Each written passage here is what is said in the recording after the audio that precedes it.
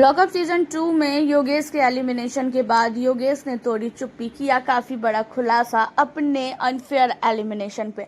अब ये चीजें तो आप लोग भी जानते हो कि जो योगेश का एलिमिनेशन हुआ है वो काफी ज्यादा अनफेयर है, क्योंकि योगेश का एलिमिनेशन कहीं ना कहीं प्लानिंग के तहत किया गया है। और इन सारी चीज़ों पे योगेश ने कहा कि भाई इन लोगों को डिजर्विंग कंटेस्टेंट को रखने की औकात ही नहीं है इनकी।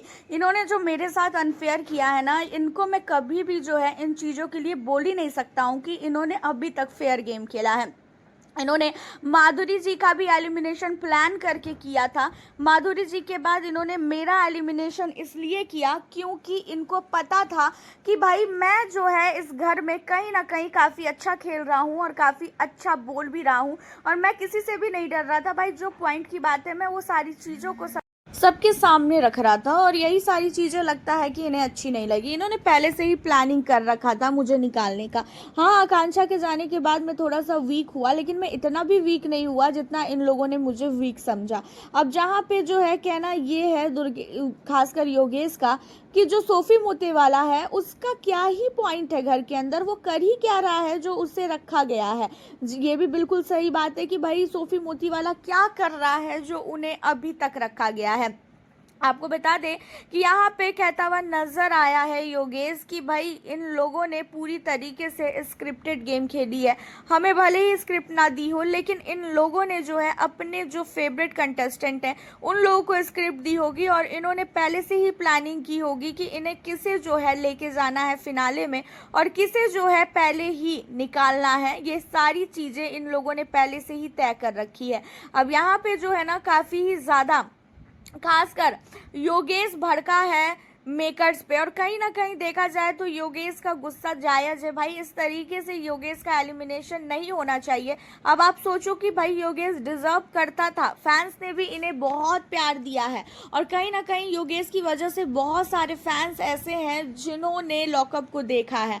अब आप सोचो कि अगर आकांक्षा का भी एलिमिनेशन करवा दिया जाता तो लॉकअप को देखना ही लोगों ने बंद कर देते भाई, क्योंकि थोड़ा बहुत अब जो भी योगेश के खासकर फैंस है वो आकांक्षा की वजह से लॉकअप को देख लेंगे।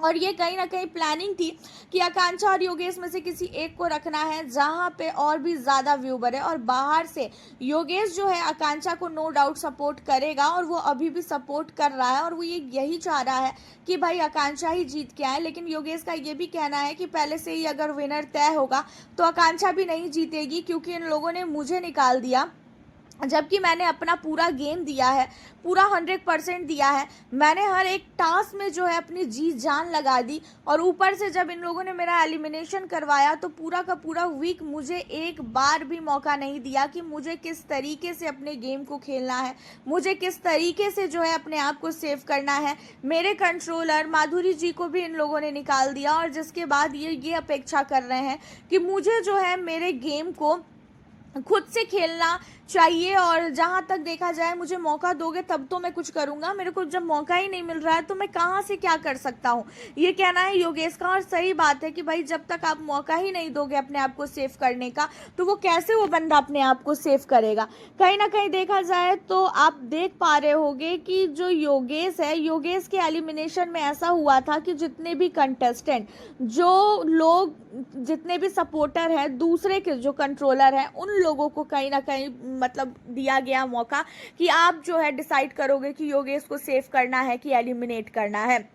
तो ये सारी चीज़ें अगर पहले से ही किया जाता कि पहले ही जो है सारे कंट्रोलर को योगेश को सेव करने का जो है मौका दिया जाता, हर वीक में जो है इतने सारे टास्क हुए उसमें तो किसी ने भाई योगेश का साथ नहीं दिया। अब जो है कहीं ना कहीं अब योगेश का साथ दे रहे हैं, तो ये चीज़ें गलत है ना।